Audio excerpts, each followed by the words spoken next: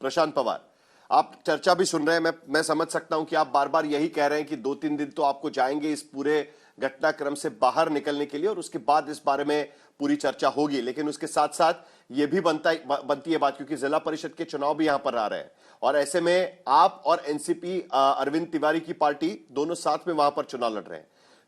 थोड़ी देर पहले अजीत पवार के साथ 12 जनवरी को जो मैंने इंटरव्यू किया था उसमें भी उन्होंने बात कही थी कि हम साथ में आने की तैयारी तो कर रहे हैं, कुछ नेता मुझसे बात कर रहे हैं, चुनाव के बाद हम शायद इस पर बात करेंगे।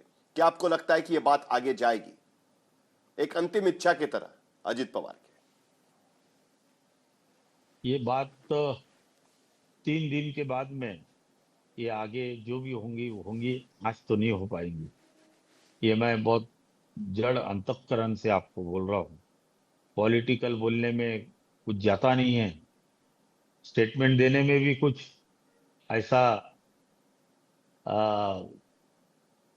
प्रॉब्लम नहीं आता, लेकिन ये समय नहीं है सही में। आप तो भी आपके दिल पे हाथ रख के बोलिए। हम लोगों को तो समझ में, मैं बता रहा हूँ, मैं सुबह 10 बजे से चैनल पे चल रहा हूँ, 10 बजे से मुझे समझ में ही नहीं आ रहा। और मैं ये शहर का अध्यक्ष हूँ, नागपुर सिटी का। आज के तारीख में नागपुर से कम नहीं कुछ तो 10,000 लोग पूना की तरफ निकले हुए हैं बाय रोड समृद्धि मार्ग से। अच्छा, सिर्फ हमारी पार्टी के नहीं, सभी पार्टी के लोग निकले। मैं अभी सुशीला बेन जी का भी सुना, चित्रा जी का भी सुना मैंने। वो बोल नहीं पाएंगे ये इस पे कोई। ठीक है, राजनीति तो करेंगे ही हम लोग, वो नहीं करेंगे ऐसी बात नहीं, लेकिन आज हमने महाराष्ट्र का दमदार नेता खो दिया है। जो नेता को सही में महाराष्ट्र की जनता, सब पक्ष के लोग उसको मानते थे, वो नेता हमने खो दिया। हमारी लाडली बहनों का दादा आज चले गया है, हम उद्ध्वस्त हो चुके हैं। अब क्या हमारे पास बोलने के लिए शब्द नहीं रहे क्या। जिस ऑफिस में बैठ के मैं आपसे इंटरव्यू बात कर रहा हूं, इसी ऑफिस का उद्घाटन अजीत दादा ने नागपुर शहर में किया था। जब कभी दादा ने हाथ में लिया तो सबसे पहला अध्यक्ष मुझे बनाया था नागपुर शहर का, और उस दिन से मैं दादा के साथ में आज तक। आज दादा के साथ में मैंने जहां जहां पे घुमा हूं, और एक एक चीज, ड्राइवर सोया है क्या, ड्राइवर की तबीयत ठीक है क्या, मेरे पीए बराबर है क्या, ये सब चीज वो खुद होके पूछते थे। मैं एक बार अमरावती उनके साथ जा रहा था, मेरे को बोले ये ड्राइवर बराबर गाड़ी चला रहा है क्या।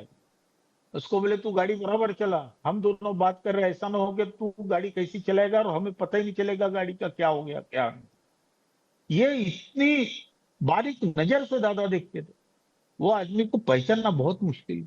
सुबह 5-5, 6-6 बजे से हम लोग उनके साथ रहे, रात रात भर रहते थे। मेरे बच्चे के शादी में 6 महीना पहले आके गए, अकेले आए, किसी को बताया नहीं। चार्टर फ्लाइट लिए, परसों शादी में आए, 10 मिनट के लिए मुलाकात ली और इमीडिएट चले गए। वहां पे अधिवेशन था, वो अधिवेशन छोड़ के बोले मैं 1 घंटा लेट जाऊंगा कोई। यानी मैं, आपने जैसा इंटरव्यू लिया वैसा हम लोग तो उनके साथ में रात दिन रहे हुए। मेरा आखिरी का भाषण जो दादा के सामने हुआ, वो भाषण को कभी कभी मेरे को ऐसा लगता है कि वो भाषण से प्रशांत दादा को पवार, बुरा भी मैं लगा। आपकी बात समझ सकता हूं और भावनाओं की वजह से आपको भूमिका रखना थोड़ा मुश्किल होगा, यह बात भी हम समझ सकते हैं। लेकिन राजनीति एक ऐसी चीज है कि बार बार उस पर चर्चा करना कभी कभी जरूरी होता है, और वो भी ऐसे वक्त पे जब पार्टी का एक अध्यक्ष, जिनके बाद उस पार्टी का क्या होगा, यह सवाल उठता रहता है। अरविंद तिवारी, आपकी भी प्रतिक्रिया अगर इस पर मिल पाए, और उसके बाद समीर जी के पास मैं चलूंगा। लेकिन उससे पहले अरविंद तिवारी, प्रशांत पवार कह रहे हैं कि हम नहीं अभी कुछ कह पाएंगे, लेकिन आगे बातचीत तो होगी। देखिए, परिस्थिति जो जिस परिस्थिति में वो है उस परिस्थिति में हम भी हैं। और अजीत दादा के साथ हमने बहुत साल काम किया है। आपको पता होगा कि अजीत दादा संगठन के अंदर भी जब वो खुद संगठन नहीं देखते थे, जब हम एक परिवार थे, एक पार्टी थे, तो दादा संगठन में समन्वयकों की एक टीम रखते थे जो संगठन के अंदर रखते थे। तो आपको पता होगा कि उसमें से मुंबई से मैं एक हुआ करता था। तो 2-2, 3-3 घंटे हम लोग मिलके संगठनात्मक चर्चा करना, और जो परिस्थिति में जो संगठन के एक एक बारकाई की जानकारी जो वो रखते थे, तो आज भी उनके पास है, हर एक कार्यकर्ता को वो जानते हैं, हमारे यहाँ पे हर एक कार्यकर्ता हम उनको जानते हैं। तो जो परिस्थितियां हैं वो है, राजनीति की जो भविष्य में जो करवट लेना होगा वो लेगा। पवार साहब, हमारे लिए सबसे बड़ी बात यह है कि हमारा छत्र छाया शरद पवार जी आज भी हमारे साथ हैं, और हमें अपना अगला मार्गदर्शन देने के लिए, हमारे अपना आगे का रास्ता बताने के लिए हैं। तो मुझे लगता नहीं कि आगे बहुत बड़ी दिक्कत आएगी राष्ट्रवादी परिवार के लिए, राष्ट्रवादी की विस्तारित परिवार के लिए, जो मैं बोलूंगा। राष्ट्रवादी परिवार के लिए बहुत बड़ी दिक्कत आएगी ऐसा नहीं लगता है, ऐसा अरविंद तिवारी आज कह ऐसा रहे हैं। प्रशांत पवार, आपकी टिप्पणी चाहूंगा इस पर। नहीं, ये तो बात सही है, कोई हमारे इसमें ये सब चीजें होने वाली नहीं है। जो है तो हमारी भाभी जी है, पार्थ है, जय पवार है, और हमारे वरिष्ठ नेता मार्गदर्शक शरद पवार साहब भी है। तो ये सब मिलके बैठ के, हम लोग सब बैठ के डिसाइड करेंगे। अभी तो 3 दिन के बाद में हो सकता है सब इंफॉर्मेशन लेके क्या कैसा करना है वो करेंगे। अभी उसमें ठीक, कोई ये नहीं है। समीर आज तो चौगांवकर, कोई आखिरकार बात करते समय ये बात निकल ही गई। राष्ट्रवादी कांग्रेस शरद पवार और राष्ट्रवादी कांग्रेस पार्टी एक राष्ट्रवादी परिवार बन गया है, और राष्ट्रवादी परिवार के पैट्रियार्क यानी शरद पवार वो संभाल लेंगे, ये बात तो निकल ही गई आखिरकार। देखिए, बात निकलने वाली बात नहीं, जो सत्य है। देखिए, परिवार ने एक बच्चा खोया है। आज पवार साहब से अगर हम पूछेंगे तो पवार साहब ने अपना बेटा खोया, क्योंकि अजित पवार को हमने पवार ठीक, साहब के घर में हमने उनको बड़ा होते हुए देखा है। आज से नहीं, आज 30 साल 35 साल से हम देख रहे हैं कि पवार साहब के घर में वो आंगन में से निकला है। और ये परिस्थिति होगी, कभी ये दिन देखना पड़ेगा, कभी किसी ने सोचा नहीं था। हमें लगा था कि अगले 20 ठीक, 25 30 साल के लिए अजित पवार की राजनीति चलेगी, अजित पवार को हम देखेंगे, उनके बुलंद आवाज को देखेंगे, उनके बुलंद बोलने के तरीके को देखेंगे।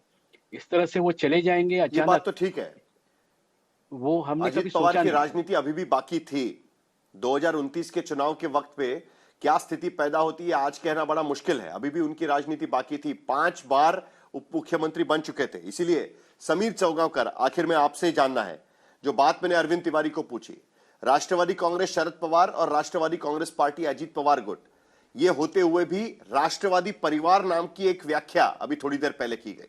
क्या इसी व्याख्या पर, इसी डेफिनेशन पर आगे की राजनीति तय होगी? राष्ट्रवादी परिवार के नाम पर आमतौर पर परिवार संघ परिवार में इस्तेमाल किया जाता है, लेकिन राष्ट्रवादी परिवार ये एक नई व्याख्या यहां पर सामने रखी है, नया स्टेटमेंट सामने आया है। साहिर भाई, अगर मैं कहूं तो मुझे लगता है कि राष्ट्रवादी कांग्रेस पार्टी अजित पवार का भविष्य भारतीय जनता पार्टी तय करेगी। उसका रिमोट अमित शाह जी के पास और देवेंद्र फडणवीस के पास रहेगा। अगर उनको लगता है कि शरद पवार को साथ में लेना है तो सुनीता पवार और पार्थ पवार उसके लिए तैयार होंगे। मुझे लग रहा है सारे फैसले जो होंगे पर्दे के पीछे भारतीय जनता पार्टी का शीर्ष नेतृत्व तय करेगा, क्योंकि 2029 का लोकसभा चुनाव में जो 48 सीटें हैं जो महाराष्ट्र से आती है, भारतीय जनता पार्टी उसमें से सबसे ज्यादा जीतने की कोशिश करेगी। उसके बाद विधानसभा का चुनाव है, तो महाराष्ट्र की राजनीति में अब मुझे लगता है कि जब आपदा में अवसर सभी लोग देखेंगे और भविष्य की राजनीति उस हिसाब से तय होगी। सुनीता पवार, पार्थ पवार और जय पवार राजनीतिक रूप से इतने परिपक्व या इतने शक्तिशाली नहीं है कि वो अपना निर्णय ले सके। मुझे लग रहा है अब इसके पीछे भारतीय जनता पार्टी अपनी भूमिका निभाएगी। वो तय करेगी कि राष्ट्रवादी कांग्रेस पार्टी को, अजित पवार पार्टी को कैसे आगे बढ़ना है। पार्टी के परिवार से कौन दिल्ली की राजनीति करेगा, कौन केंद्रीय राजनीति करेगा, शरद पवार को इसमें शामिल होना है कि नहीं होना, यह भी दिल्ली तय करेगा। और मुझे लग रहा है कि पूरा जो होने वाला है आने वाला दिखेगा। लेकिन मुझे अभी भी इस बात का बहुत लगता है कि सुनेत्रा पवार और पार्थ पवार उस पार्टी को आगे लेकर जाएंगे।